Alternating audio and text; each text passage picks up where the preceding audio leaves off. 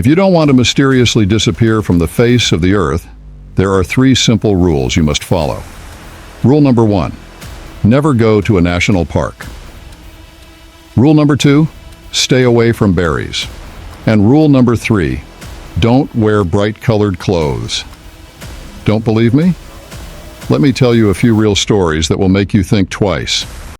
I'm not usually one for spooky tales, but when I received a strange phone call one rainy evening, something inside me told me to listen. The voice on the other end was raspy and urgent, speaking in hushed tones as if afraid of being overheard. It was a former park ranger, or so he claimed, and he had a story to tell me about the national park up north. A story of mysterious disappearances that had been happening for decades. Don't go to the park, he warned.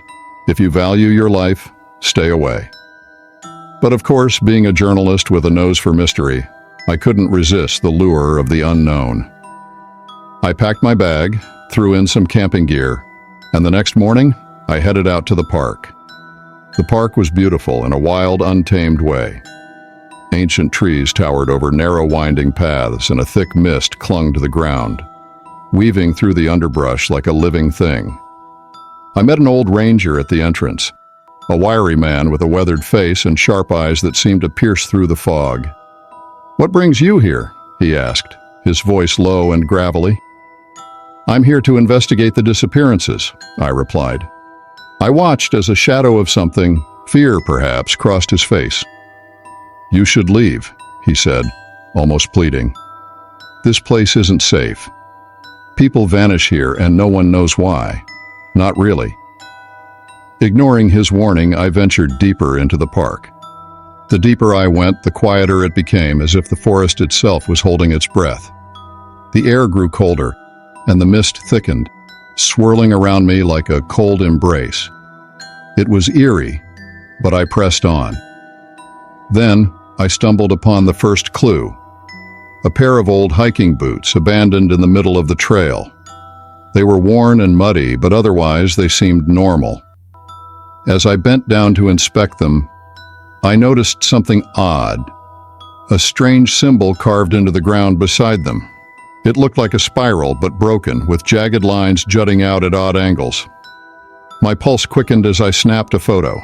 The park ranger's warning echoed in my mind, but curiosity had me in its grip. I continued on, my senses alert to every sound, every shadow that flickered at the edge of my vision. Hours passed, and the mist grew thicker still, until I could barely see my hand in front of my face.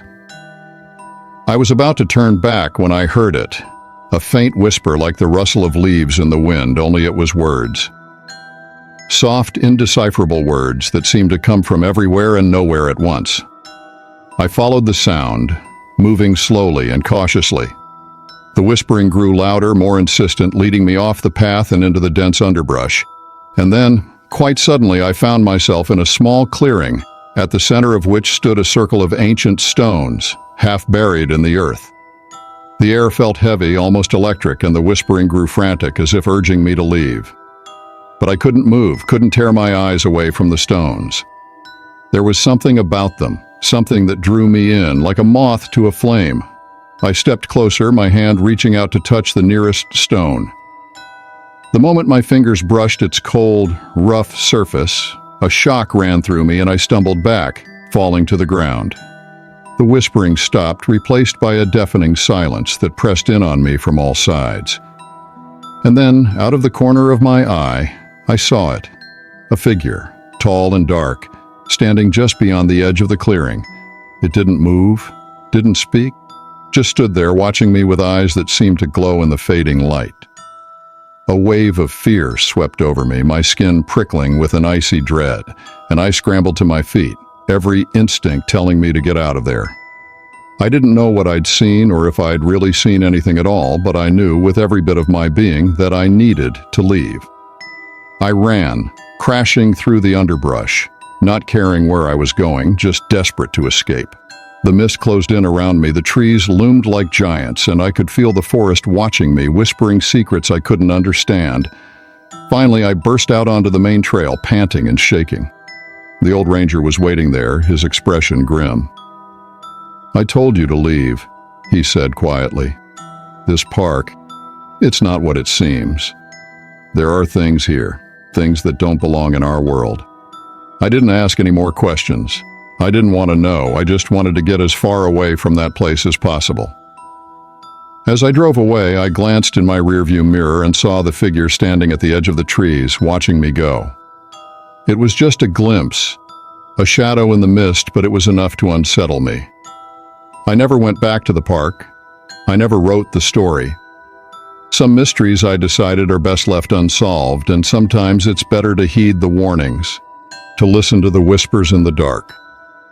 Because some places aren't meant to be found.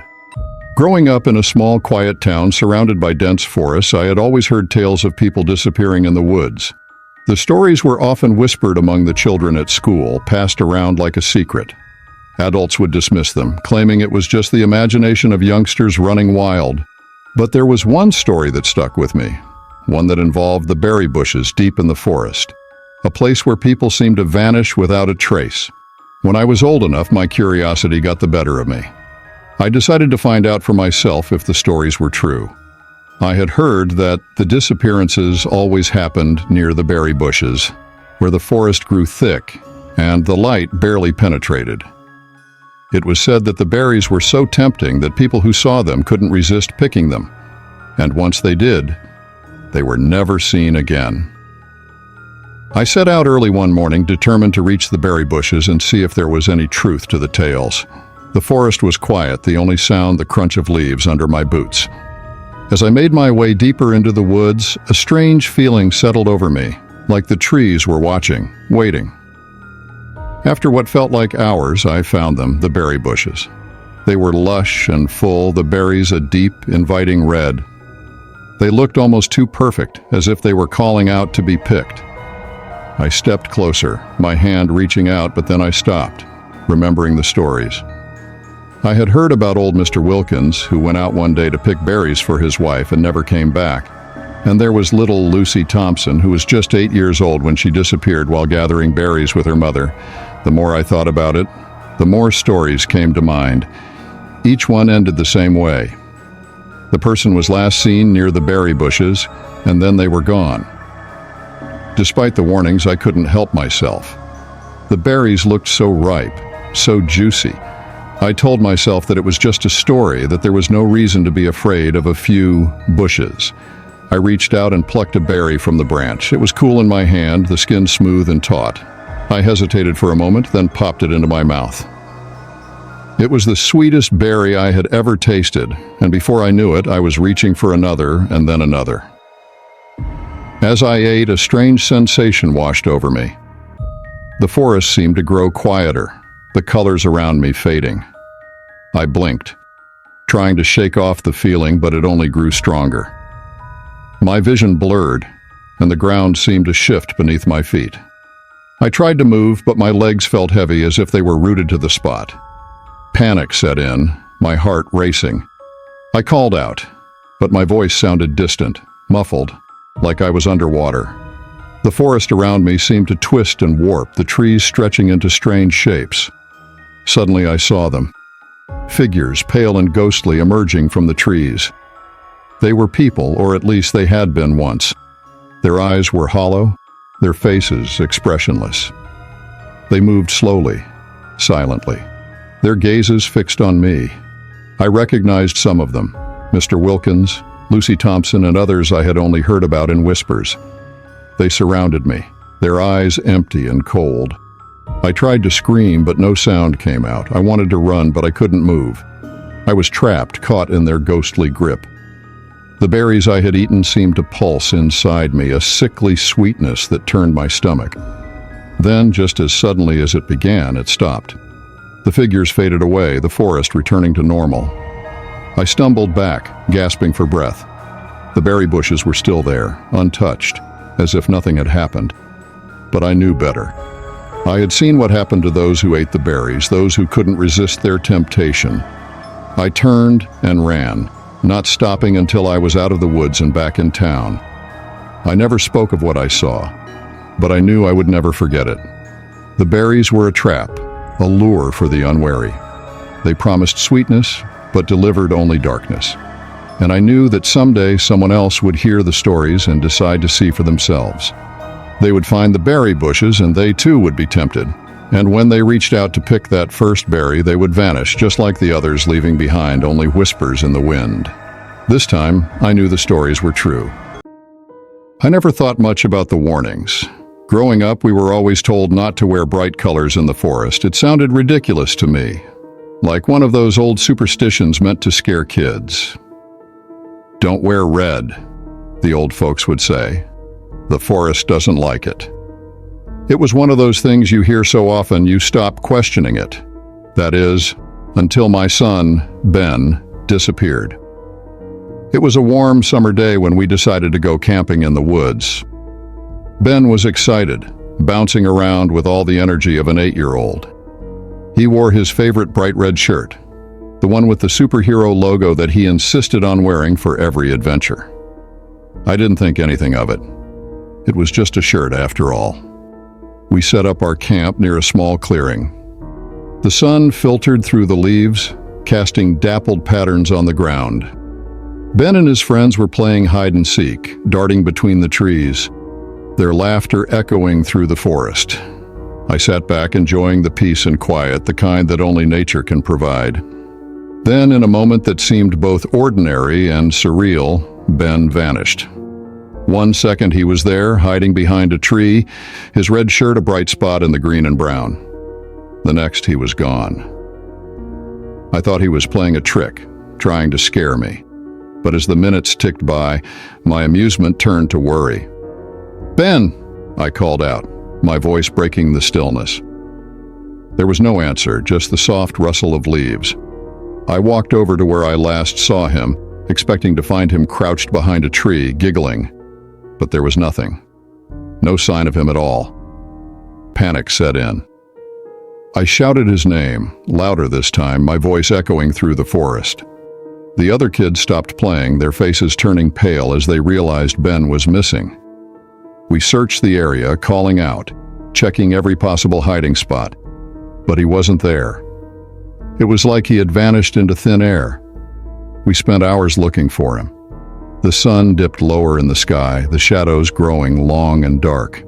I was frantic, my mind racing with all the terrible possibilities. Had he wandered off and gotten lost? Had he fallen somewhere? Or worse, had someone taken him? As night fell, a search party was formed. Park rangers, volunteers, even some locals joined in, combing through the forest with flashlights and dogs. I followed them, my heart pounding in my chest, my eyes scanning every shadow. The forest felt different now, darker, more menacing. The trees loomed overhead, their branches like skeletal arms reaching out to grab us. The dogs barked and whined, their noses to the ground, but they couldn't find a scent. It was as if Ben had simply disappeared. Then one of the rangers came running over, his face pale. "I found something," he said, leading us to a small clearing deeper in the woods. There in the middle of the clearing was Ben's red shirt, neatly folded on the ground. It was clean, untouched, as if someone had just taken it off and placed it there. My blood ran cold. I knelt down, picking up the shirt, my hands shaking. There was no sign of struggle, no footprints or broken branches. Just the shirt, bright and vivid against the dark earth. "What does it mean?" I whispered, more to myself than to anyone else. No one had an answer. They just stood there, silent and uneasy, the weight of the forest pressing in on us. Days turned into weeks, and still there was no sign of Ben. The search continued, but hope was fading. I spent every waking moment in those woods calling his name, searching for any clue, any hint of where he might have gone. But the forest gave up nothing. I began to notice things, small things, things that didn't make sense. Like the way the animals seemed to avoid certain areas or the strange symbols carved into the trees. And then there were the stories, the ones the locals told in hushed tones around the campfire. Stories of people disappearing, always those who wore bright colors. They said the forest didn't like them, that it took them away to a place where no one could find them. I didn't want to believe it, but as the days passed, I couldn't ignore the signs. It was as if the forest itself was hiding something it didn't want us to see. One evening, as the sun was setting, I found myself back at the clearing where we found Ben's shirt. I stood there staring at the spot, trying to make sense of it all. That's when I heard it. A faint whisper, barely audible, carried on the breeze. It sounded like Ben's voice calling out to me from somewhere far away. I turned, straining to hear, my heart pounding. "Ben," I called, my voice shaking. There was no answer, just the rustle of leaves and the soft, mournful sigh of the wind. I never found Ben. I never found out what happened to him, but I knew deep down that the forest had taken him. It had taken him because of that bright red shirt, because he had broken its rules. And now it was keeping him, hiding him away where I could never reach him. I left the forest after that, left the town altogether. I couldn't stay, not knowing that my son was out there somewhere, lost in that endless sea of trees. But sometimes in the quiet of the night, I can still hear his voice whispering to me from the darkness, calling me back to the place where he disappeared. And I wonder if, one day, I'll be able to resist the call.